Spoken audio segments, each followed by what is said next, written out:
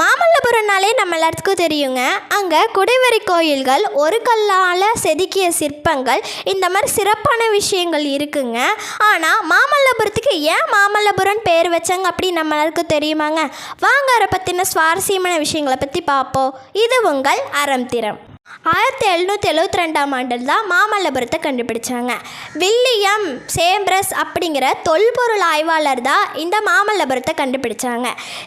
கேரளா டிங்கன் அப்படிங்கிற ஒரு ஆராய்ச்சியாளர் பெரிய கோவில் அளவெடுத்து நிறைய குறிப்புகளை எழுதினார்.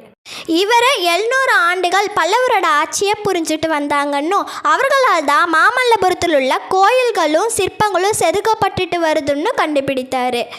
மாமல்லபுரத்துக்கு அப்பெல்லாம் மல்லையின் தான் பெயர்.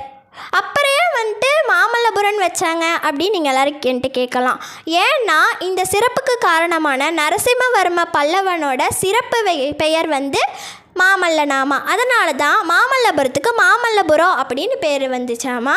ஓகே ஃப்ரெண்ட்ஸ், இதோட வீடியோ முடிச்சுது. இப்போ உங்களுக்கு தெரிஞ்சிருக்கும்னு நினைக்கிறேன் மாமல்லபுரத்துக்கு ஏன் மாமல்லபுரம் பேர் வந்துச்சுன்னு. இந்த வீடியோ பிடிச்சிருந்துச்சுன்னா லைக் பண்ணுங்கள், ஷேர் பண்ணுங்கள், கமெண்ட் பண்ணுங்கள். மறக்காமல் எங்கள் சேனலை சப்ஸ்கிரைப் பண்ணிடுங்க. அடுத்த வீடியோவில் சந்திக்கிறேன். பாய்.